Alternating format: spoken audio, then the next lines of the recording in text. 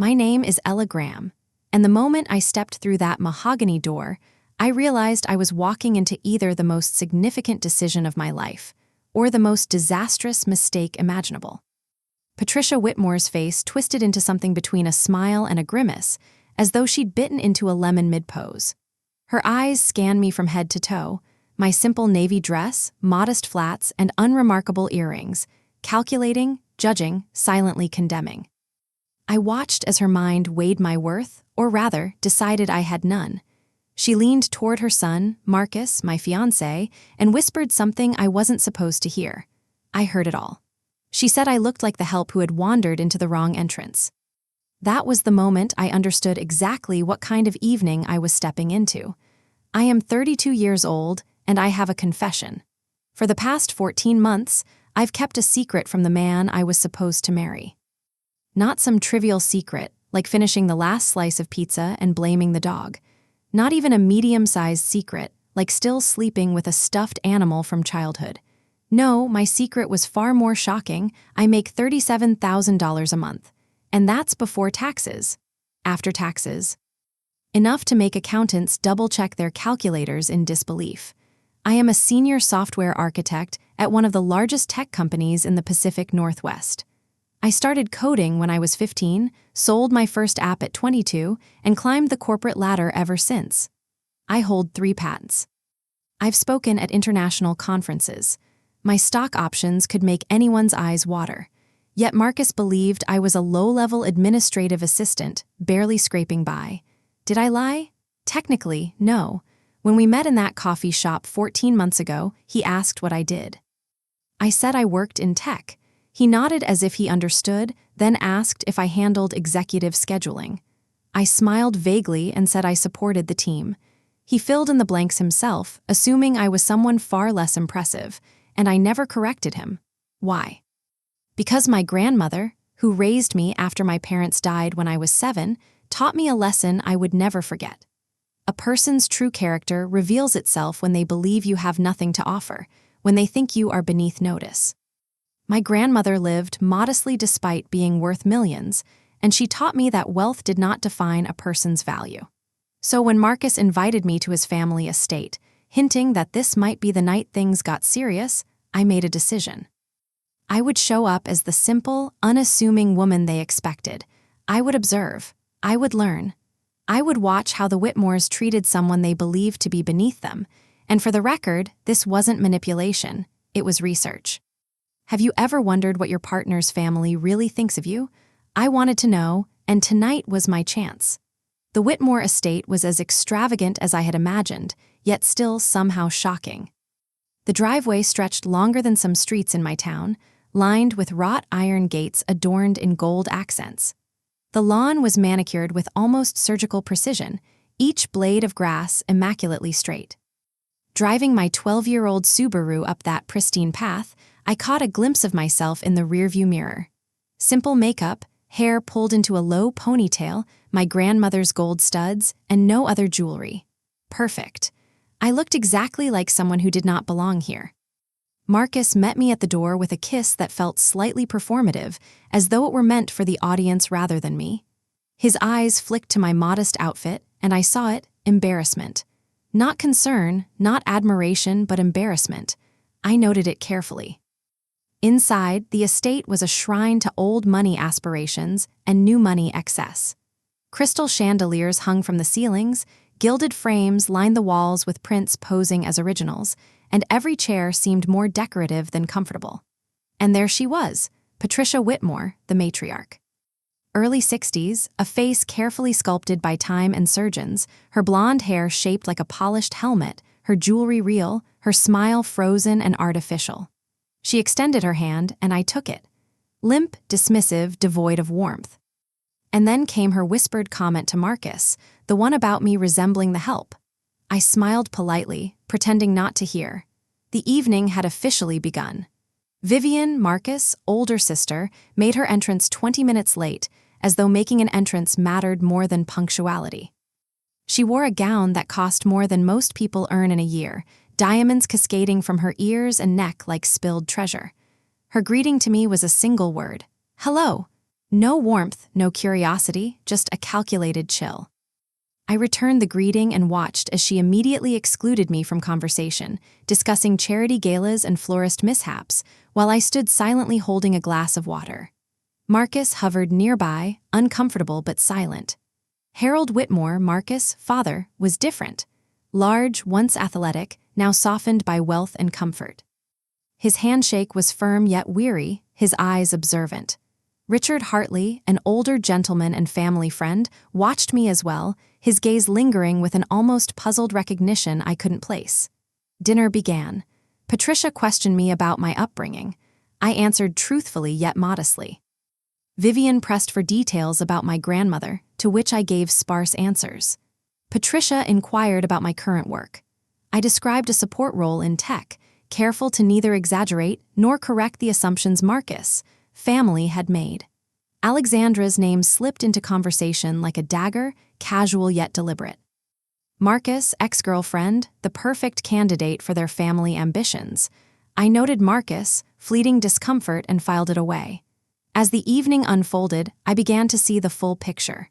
Marcus wasn't simply caught between his family and me, he was complicit. He was playing a role, keeping me as a placeholder while the family maneuvered for a business merger that required Alexandra. I had heard enough, but anger would wait. Observation, analysis, patience, those were my weapons. By the time dessert was served, the Whitmores' intentions were clear. Snobs of the highest order, they measured worth in dollars, status, and connections. Marcus, the man I thought I knew, was revealed as weak, deceitful, a son molded by manipulative parents. But that was fine. I thrived on clarity, and clarity had never felt so intoxicating. After dinner, I found myself alone in the hallway, stumbling upon a conversation I was not meant to hear. Patricia and Vivian spoke of strategies to remove me, how Marcus should remain entangled with Alexandra, how my presence needed to be contained. The term, placeholder, reverberated in my ears. My heart raced, not from fear, but from the realization of the power I now held. I splashed cold water on my face, looked into the mirror, and smiled. I wasn't broken. I wasn't defeated. I was planning, calculating, waiting for the perfect moment to strike. My grandmother had taught me that the greatest weapon someone can give you is underestimation. And Patricia and Vivian had just handed me that gift. The next morning, I woke up in my small apartment with the sunlight spilling through the blinds, painting golden stripes across the hardwood floor. The events of last night played over and over in my mind, not as a nightmare, but as a scene demanding action. I poured myself a cup of black coffee, inhaled the bitterness, and let it sharpen my senses. Today, my plan would start taking shape. I had known Marcus for over a year, yet I realized now I had never truly known him. He was a man of charm when convenient, cowardice when challenged, and ambition disguised as love. The Whitmores had molded him into their puppet, and last night had confirmed that his strings were firmly in their hands. The question now was, how could I cut those strings without letting them see my hand? The first step was research. I began by revisiting every conversation, every slight, every gesture that hinted at Marcus' true nature. I noted patterns. How he smiled at Patricia when she disapproved, how he faltered when Vivian spoke, how he minimized my accomplishments with a casual shrug or a barely perceptible smirk. Every detail became a piece of the puzzle, each one building the larger picture of a man I had loved blindly. By mid-morning, I had drafted an email. A seemingly casual message to a business contact Marcus had introduced me to weeks ago. In reality, it was a test, designed to gauge Marcus' loyalty and his reaction to a situation where I held the power. I sent it with my fingers trembling slightly, not from fear, but from excitement. Power was a dangerous, intoxicating thing, and I had just tasted its first sip. Then came the visit to Marcus' office. He had left a key under my car's windshield wiper, a foolish gesture, but one that suggested his naivete ran deeper than his deceit. As I walked through the glass doors into his sterile, overly air-conditioned workspace, I felt the first stirrings of true control. Marcus was distracted with paperwork, unaware that I was watching him, observing him in the same analytical way I had watched his family. "Ella," he said, finally noticing me, his voice carrying a mixture of relief and guilt. Relief that I was here, guilt because he knew he had misrepresented himself. I smiled, a small, almost imperceptible tilt of my lips that held nothing but observation. We spoke briefly about trivialities, the weather, office renovations, a new client proposal. Yet every word, every gesture I catalogued. Marcus leaned too close when he laughed, adjusted his tie nervously when I asked a question, and avoided my eyes when he realized I was no longer simply the woman he thought he had deceived. By evening, I returned to my apartment, reviewing the day's events with meticulous care. I realized one crucial truth. The fight was not just against Marcus or even the Whitmores. It was against the perception they all had of me, the idea that I was small, unworthy, replaceable. That perception would be my weapon, and tonight I would begin sharpening it. I started with appearances. The next time Marcus invited me to a social event or a family gathering, I would arrive as the woman I truly was, the one who commanded attention not through wealth, but through presence. Simple changes, a designer dress that seemed understated but spoke of quiet confidence, subtle yet expensive jewelry, makeup that highlighted my sharp features without screaming extravagance. These were not lies, they were expressions of reality, the reality Marcus and his family had refused to acknowledge. Next came strategy.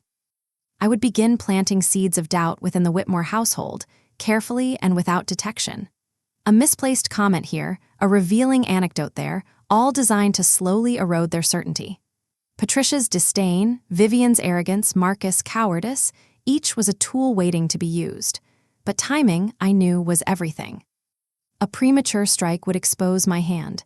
Patience would be my greatest ally. Late that night, as I sat on my couch drafting the next steps, I reflected on the concept of revenge.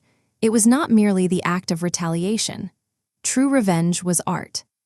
It required observation, planning, patience, and execution with precision. I realized that this was no longer about Marcus alone. It was about every person who had underestimated me, every person who had assumed my worth was limited. I would reveal the truth, not through anger or confrontation, but through quiet, undeniable demonstration of power. And yet, despite the clarity, a small part of me wondered, could I truly maintain control without losing a piece of myself? Love had brought me here, curiosity had guided me, and now strategy ruled my actions. The line between calculation and obsession was thin, and I had to tread carefully. One misstep, one misjudgment, and everything I had meticulously planned could crumble. As sleep finally overtook me, I felt a sense of calm determination. The first battle had been observed, the ground was mapped, the players were known, and I was ready. Tomorrow, the game would begin in earnest. The next morning, I awoke to a quiet apartment, the kind of silence that feels both comforting and ominous. The city outside hummed faintly, unaware of the storm I was about to unleash. I brewed my coffee, savoring its bitter warmth as I reviewed the plans I had set in motion. Everything had to be precise, one slip, one overlooked detail, and the entire effort could collapse. My first target was Vivian Whitmore. Her arrogance was legendary, and her underestimation of me was profound. I recalled the way she had looked at me during the last gathering, her eyes filled with a mix of condescension and curiosity. She believed herself untouchable. I intended to shatter that illusion, piece by piece. I spent the morning preparing carefully crafted emails and letters. Each word was deliberate, each sentence chosen to sow just enough doubt without arousing suspicion. I created scenarios where her decisions would be questioned by those around her, where her confidence would falter under the weight of uncertainty. It was a subtle art, the kind that demanded patience and unwavering focus. By mid-afternoon, I made my way to a local cafe where Vivian frequently held informal meetings. I arrived early, sitting at a corner table that gave me a perfect view of the entrance. Watching her arrive, laughing with colleagues as though the world were her stage, I felt a rush of anticipation. She would not notice me, not yet, but the seeds I had planted would grow, quietly, invisibly, until her carefully constructed world began to crumble. I pulled out my notebook and began jotting down observations. Her gestures, the tilt of her head when she disagreed with someone, the flicker of impatience in her eyes when she felt challenged, all of it mattered. I was learning her rhythm, her weaknesses, the spaces between her confidence and vulnerability. By the time she left, I had enough to begin orchestrating the first subtle disruptions in her life. Returning home, I contacted a few mutual acquaintances under the guise of casual conversations, subtly weaving hints of information that would cause Vivian to doubt herself. Each interaction was a careful dance, never direct, always indirect, designed to make her question her judgment without ever suspecting me. I could almost see the cracks forming in her facade, invisible to anyone else but glaringly obvious to me. That evening, Marcus called. His voice was casual, too casual as though nothing had changed. I allowed a small smile to play on my lips. He was still blind to the fact that the game had shifted entirely. "Ella, how's your day?" he asked, unaware of the underlying tension I had created around him and his family. "Busy," I replied, my tone neutral but steady, giving nothing away. "I've been observing." The words hung in the air, ambiguous, yet loaded. He chuckled nervously, a sound that revealed just how unaware he was of the changes already taking place. I ended the call and returned to planning. The next phase involved Patricia, the matriarch of the Whitmore family. She had always been the one whose approval Marcus sought most desperately, the one whose judgments carried weight in every decision. To influence her, I needed to appear both competent and indispensable. It was a delicate balance, too much eagerness and she would see through it, too little and she would dismiss me entirely. I began crafting small acts of influence, providing information before she requested it, offering insights that seemed accidental yet revealed hidden truths, creating situations where her reliance on me grew subtly, naturally. Patricia was smart, yes, but her hubris blinded her to the subtle manipulations unfolding around her. Soon, she would come to see me not as a threat, but as an asset, and in doing so, she would unwittingly set the stage for her own undoing. Late at night, I sat back and reflected. The thrill of control, the exhilaration of strategy, was intoxicating. Revenge was no longer just a word. It was a living, breathing process, one that demanded precision, patience, and cunning. I was no longer the woman who had loved blindly. I had become a strategist, a master of observation, a force shaping the fates of those who had once underestimated me. And yet, amidst the thrill, a shadow lingered. The line between strategy and obsession was thin, and I had to tread carefully. Every move, every word, every glance had to be deliberate. One misstep, one hint of my true intentions, and everything could unravel. But I was ready. The game had begun, and I intended to see it through, no matter the cost. As I finally allowed sleep to claim me, I felt a sense of clarity. Each piece of the puzzle was in place. The players were moving exactly as I had anticipated.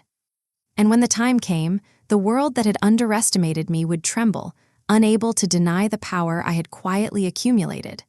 The following morning, I awoke to a faint drizzle tapping against my window.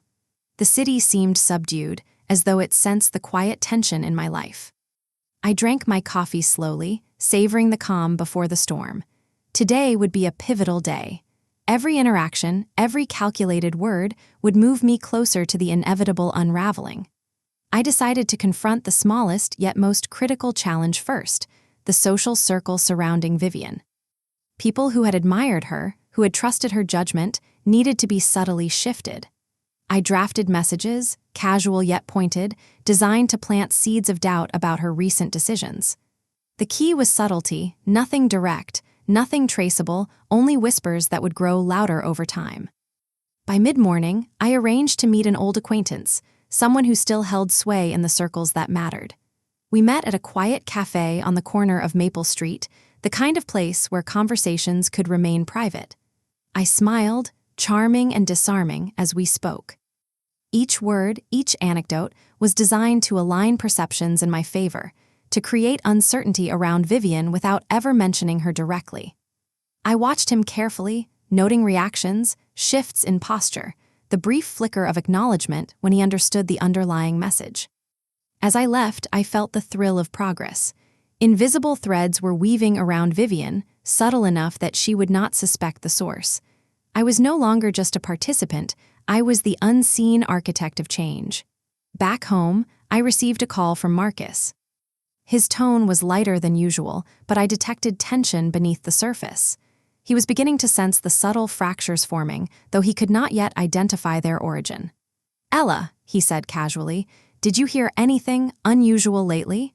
"Unusual?" I repeated, feigning mild confusion. "Nothing I can think of. Why?" My voice was calm, even betraying nothing of the storm I was orchestrating. "Oh, just little things," he replied, clearly hesitant. "People talking, shifting opinions," his words trailed off, revealing unease. I murmured, letting the ambiguity hang. "Sometimes people just imagine things." He laughed nervously, attempting to regain control, but I knew the seed of doubt had been planted. By the time he hung up, I had already begun crafting the next phase of my plan. That evening, I focused on Patricia. She was meticulous, controlling, always scrutinizing every detail. To influence her, I had to offer value, insight, something she could not ignore. I drafted a report, an analysis of recent developments within the company, presented as casual observation, yet containing subtle nudges designed to sway her opinions. I included data that contradicted some of her assumptions, carefully curated to appear accidental. When I delivered the report, her reaction was almost imperceptible but telling. Her brow furrowed, eyes narrowing slightly, and I knew the wheels of thought were turning. She trusted her own judgment above all else, but now, unknowingly, she relied on my guidance. The irony was delicious.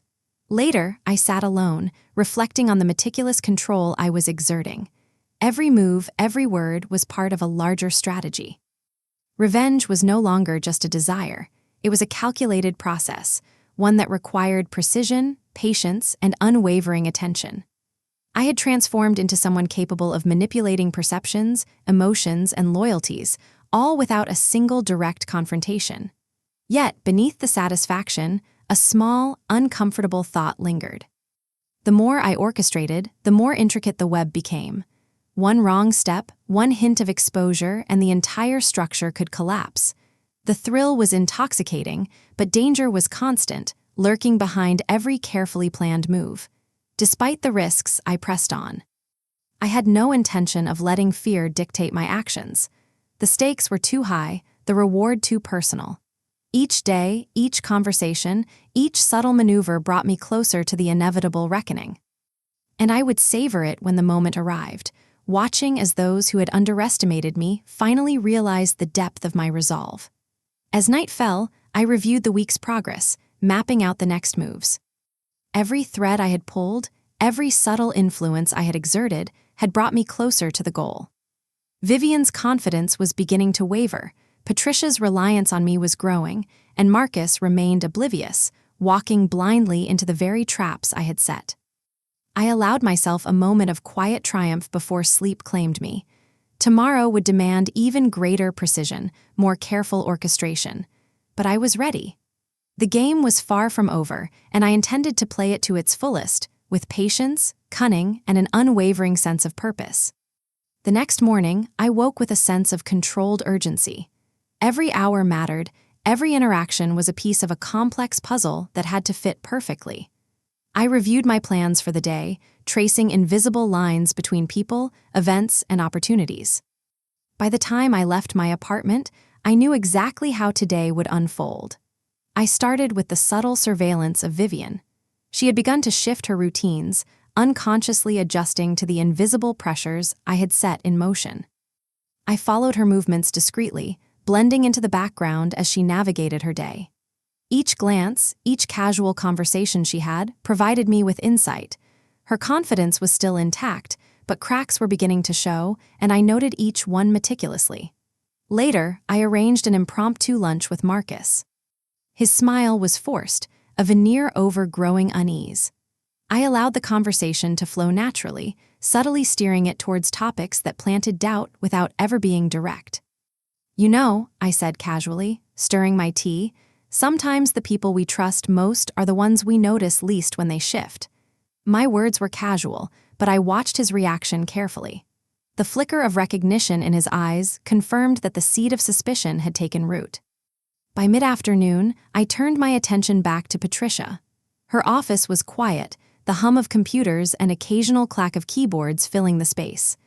I slid the latest report across her desk, my expression neutral. "I thought you might find this interesting," I said softly, careful not to give anything away. She glanced at the pages, her brow knitting slightly as she absorbed the information. I allowed silence to linger, knowing that her mind would do the rest. While she read, I allowed myself a small, private smile. The power of subtle influence was intoxicating. I had learned that the most effective manipulation was not through confrontation, but through gentle nudges, carefully constructed suggestions, and the patient weaving of uncertainty. By the time I left her office, Patricia's reliance on my perspective had grown, unnoticed by her and untraceable to me. As evening approached, I found myself alone in my apartment, reviewing the day's progress. The threads I had pulled were beginning to intertwine, forming a web that extended invisibly through Vivian, Patricia, Marcus, and their respective circles. Each person was moving in a direction I had orchestrated, and the sense of control was exhilarating. But I could not allow complacency. I mapped out the next steps, identifying moments of potential vulnerability, opportunities to deepen influence, and the precise points where I could introduce subtle chaos without detection. The challenge was balancing momentum with discretion. Too much pressure, and the delicate structure could collapse. Too little, and progress would stall. Night fell, and I sat by the window, watching the city lights flicker against the darkness. The reflection of my own face stared back at me, calm and composed, yet beneath the surface, a storm of anticipation and determination brewed. I was no longer merely reacting to the world. I was shaping it, bending it to my will, and the realization filled me with a quiet, fierce satisfaction. Sleep came reluctantly, as my mind raced through scenarios, contingencies, and outcomes. Every choice had consequences, every action rippled outward, and I had to remain vigilant. Yet, despite the exhaustion, there was an unmistakable sense of purpose. I had begun a journey that could not be undone, one that would culminate in a reckoning carefully crafted to ensure justice, or at least my version of it. Tomorrow, the game would escalate. The stakes were growing higher, and I welcomed the challenge. Each step forward brought me closer to the ultimate moment, the point at which all the subtle manipulations, the patient planning, and the relentless determination would converge into a single, undeniable revelation. And when that moment came, there would be no doubt, no ambiguity, only the truth, laid bare in the way I had always intended. The morning arrived with a tense, electric clarity, the kind of day where every decision carries weight and every encounter can shift the balance of power. I rose early, methodically preparing myself for what lay ahead. Today, my focus was on Marcus, whose growing unease had become almost palpable. I knew that if I could steer him subtly, his actions would ripple outward, reinforcing the structure I had carefully constructed. I arrived at our usual meeting spot, a quiet cafe tucked away from the bustle of downtown. Marcus was already there, stirring his coffee nervously, scanning the room as if expecting something or someone. I approached calmly, offering my usual warm smile. "Good morning," I said. "You look like you didn't sleep well." My tone was casual, almost conversational, but the observation hit him with unexpected precision. He laughed nervously, brushing it off. "Ah, you know me, always restless." But the tension in his shoulders betrayed him. I allowed him to settle, letting the silence stretch for a moment, giving his mind space to wander where I wanted it to. We talked about mundane topics at first: sports, local news, mutual acquaintances. But beneath the surface, I planted subtle suggestions, questions designed to provoke doubt, to nudge him into reflection and, eventually, action. "Sometimes I think people around us aren't always what they seem," I remarked casually, stirring my tea. "You can spend years trusting someone, only to realize you never really knew them at all." Marcus shifted, a flicker of unease crossing his features. I guess that can happen," he said, his voice uncertain. Exactly as planned. The seed had been planted, small but potent. Over the course of our conversation, I layered in more, never direct, always insinuating, ensuring the pressure built invisibly but inexorably. By the time we parted ways, Marcus carried with him a quiet storm of questions and doubts. He didn't know why, but he felt compelled to reassess his actions, to reconsider choices he had made. Every step he took now, every interaction, would serve my design without him realizing it. The afternoon was dedicated to Vivian. She had become increasingly guarded, aware that something was shifting, though she couldn't pinpoint what. I approached her carefully, maintaining an appearance of normalcy while subtly probing for weaknesses. A casual remark here, an empathetic gesture there, and I observed her reactions, noting every microexpression, every hesitation, every fleeting glance. It was in these small details that I found leverage. Vivian's confidence was slowly eroding, imperceptibly at first, but unmistakable when viewed over the course of days. By evening, I had mapped her vulnerabilities, identifying precisely where and how they could be exploited to align with my broader plan. As night fell, I returned home, exhausted yet exhilarated. The city lights glittered like distant stars, indifferent to the intricate human dramas unfolding below. I allowed myself a moment of reflection, reviewing the progress I had made. Patricia's reliance had deepened, Marcus's unease was growing, and Vivian was beginning to unravel. Every carefully placed nudge, every subtle influence, was converging toward the inevitable climax I had envisioned. But there was still more to do. I had to anticipate their next moves, predict their reactions, and ensure that no thread remained untied. I worked late into the night, crafting contingency plans, considering every possibility, every deviation, every hidden variable that could disrupt the delicate balance. And yet, despite the intensity of the planning, there was a certain serenity in the chaos. I had learned to embrace it, to see the beauty in the orchestration of human behavior, in the art of strategy, subtlety, and patience. Tomorrow would bring new challenges, new opportunities to shape the outcome. And when the final act unfolded, every piece of the puzzle would fall into place with terrifying perfection, leaving nothing to chance. Sleep came once more, heavy and restless, filled with images of anticipation, confrontation, and the inexorable march toward the moment when truth and retribution would finally be unavoidable. Morning arrived with a brittle clarity, the kind that makes your chest tighten without warning. I rose, aware that today would test the limits of patience, perception, and precision. Every detail mattered, every interaction carried weight. I had orchestrated the pieces, but now the execution demanded vigilance. My first stop was Marcus's apartment. I knew he would be hesitant to see me, cautious after the subtle seeds of doubt I had planted over the past days. Still, I entered with the calm confidence of someone who had prepared for every eventuality. He greeted me with forced warmth, hiding the tremor in his hands and the shadow under his eyes. "I wasn't sure you'd come," he admitted, voice low. I smiled gently. "You know I always do, we just have to talk sometimes." The simplicity of my words disarmed him, creating a quiet space in which I could continue my influence. We discussed past decisions, moments of betrayal he hadn't acknowledged even to himself. I asked questions that seemed casual, almost innocuous, yet they pierced through his mental armor like a surgeon's scalpel. Each pause, each hesitation, only confirmed the effect my subtle manipulations were having. By the time we parted, Marcus was carrying a weight, invisible yet undeniable, driving him toward the next step I had silently dictated. From there, I turned my attention to Patricia. She had grown dependent, seeking validation, reassurance, unknowingly walking a path I had designed for her. I met her in a secluded park, the kind of place where the world seemed distant and inconsequential. Our conversation was deliberate. I complimented her strengths, then gently highlighted her flaws in ways that made her question not just her abilities, but her perceptions of others. Every reaction was meticulously observed, catalogued, and stored. Patricia's facade began to crack, her confidence dimming like a candle in a draft. She didn't realize that the more she relied on me for guidance, the more firmly she became a pawn in my larger design. The afternoon demanded my focus on Vivian.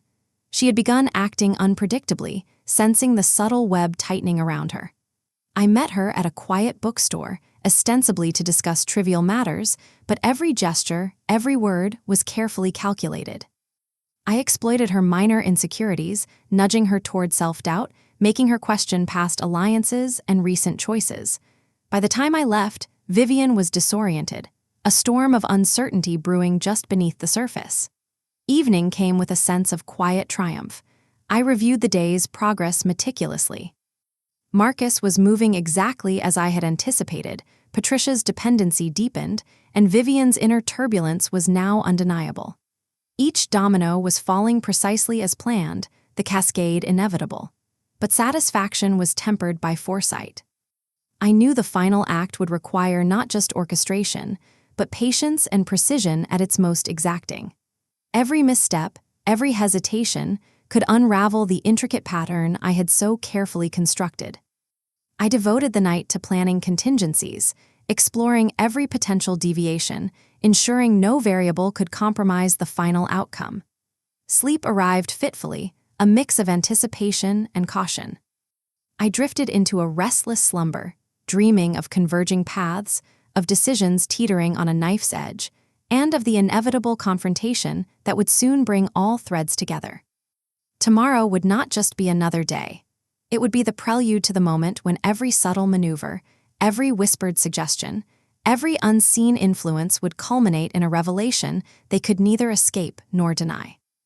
The morning air was sharp, carrying a hint of frost that made every breath visible and deliberate. Today, everything would accelerate. I sensed the subtle tremor of inevitability in the world around me, the kind of tension that could be felt in the rhythm of passing footsteps, the hum of distant traffic, the quiet shuffle of leaves along the street. I started with Marcus, knowing his hesitation could no longer be tolerated. He was at a cafe, pretending casual interest in a newspaper, but his eyes betrayed him, scanning for threats, for reassurance, for signs of control.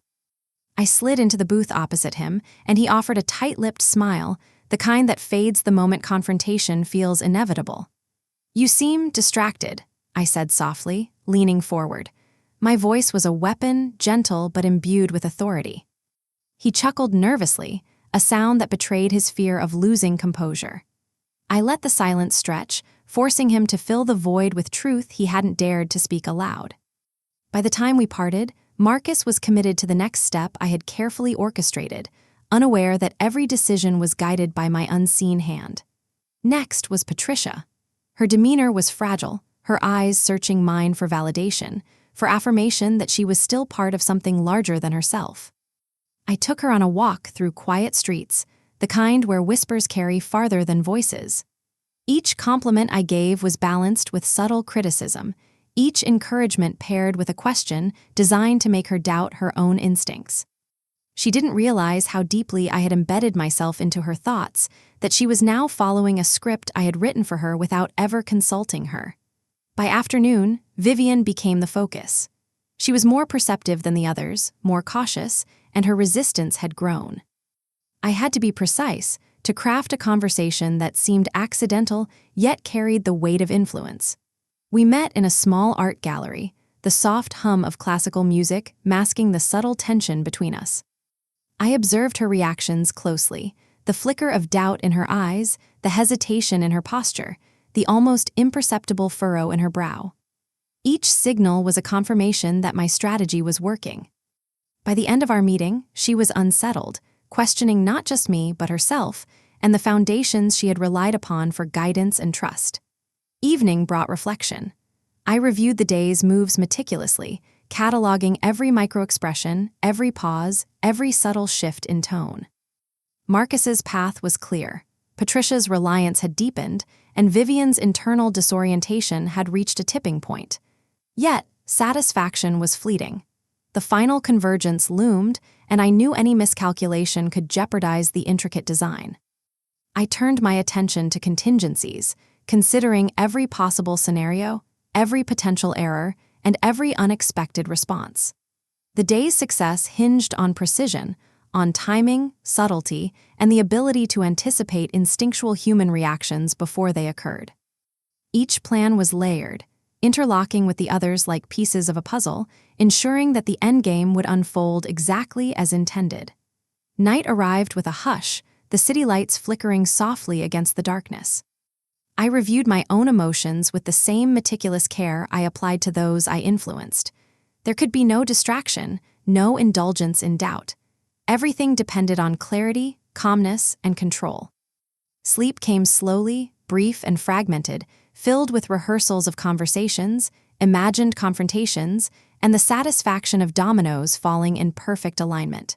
Tomorrow, I knew, would not just advance the plan, it would bring it to a crucial turning point. Every whisper, every glance, every decision made under my guidance was steering them toward a revelation they could neither escape nor undo. The orchestration of influence, carefully nurtured over weeks, was about to reach its apex, and I would be ready to witness the consequences of every calculated move. Dawn broke with a muted glow, the kind that makes the city appear suspended between night and day, as if the world itself were holding its breath. I moved with deliberate precision, each step a part of a choreography only I could see, each decision calculated for maximum effect. Today, the momentum would shift, and I could feel it in the subtle rhythm of the morning, the distant hum of traffic, the cadence of footsteps, the quiet stirrings of lives unknowingly entwined in my design. Marcus was the first to feel the ripple. He received a message, crafted to appear accidental, yet loaded with implication.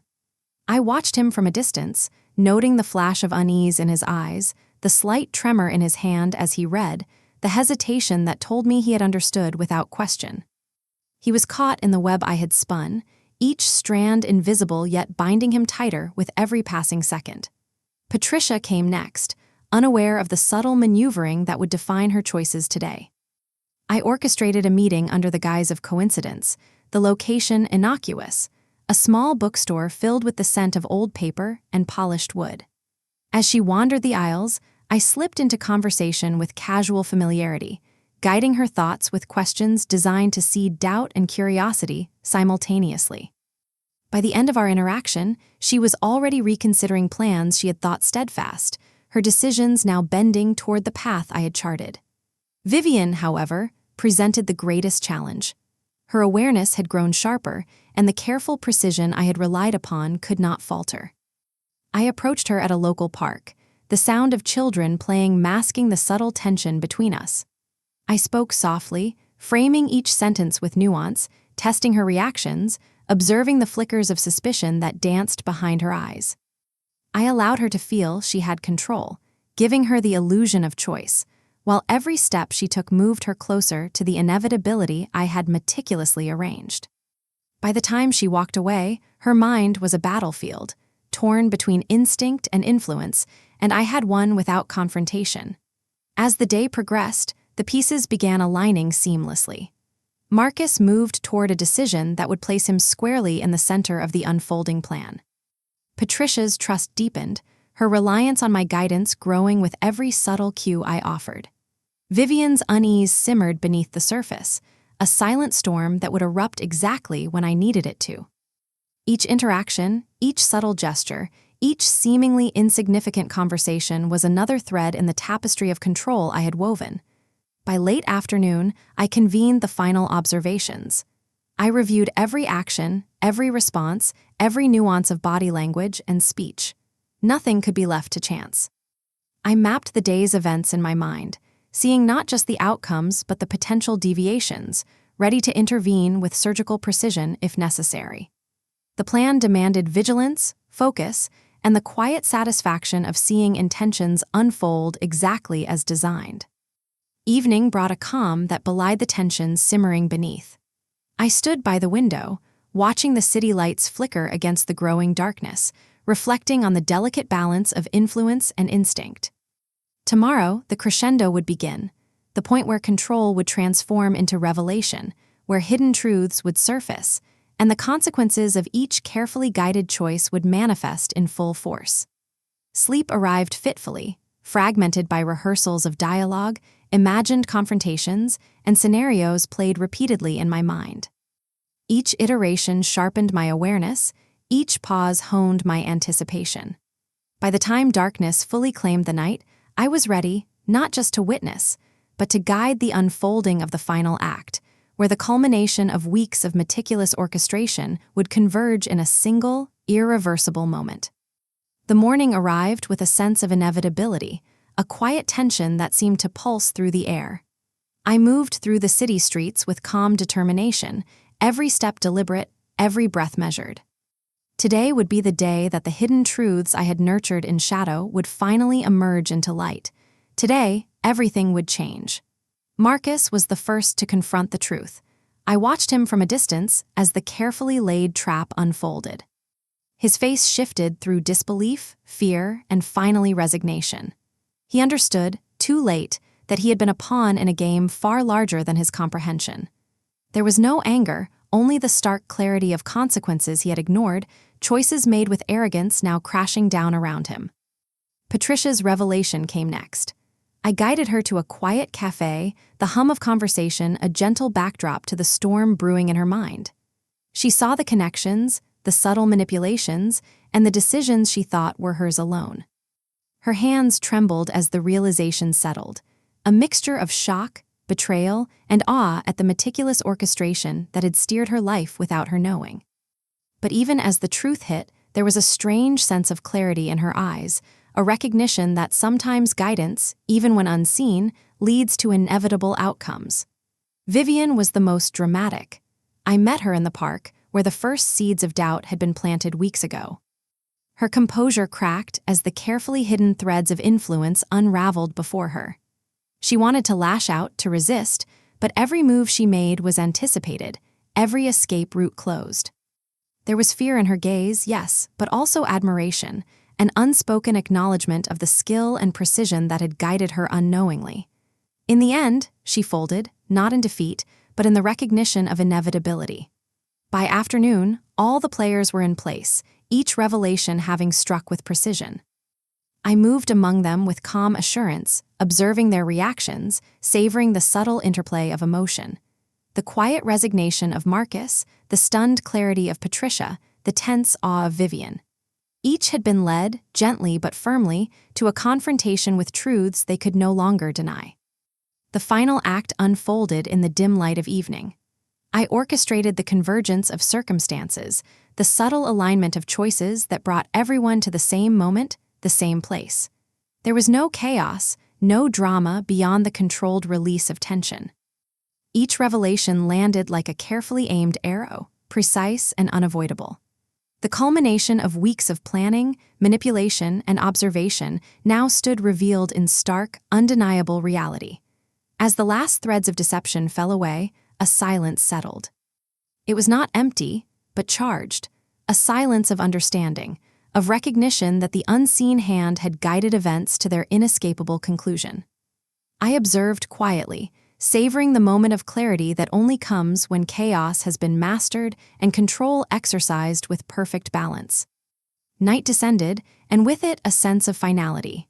The city outside pulsed with life, unaware of the quiet orchestration that had occurred in its midst. I walked alone, reflecting on the delicate balance of influence, instinct, and precision. There was satisfaction, yes, but also an awareness that power, real power, resides not in dominance, but in subtlety, in foresight, and in the patient shaping of circumstances until the inevitable unfolds exactly as envisioned. As I closed my eyes that night, the weight of control felt complete. The story concluded not with chaos, but with deliberate, inevitable precision. And in that calm, I understood that true mastery lies in the quiet moments before revelation, in the patient orchestration of unseen threads, and in the unwavering commitment to seeing a plan through to its absolute conclusion.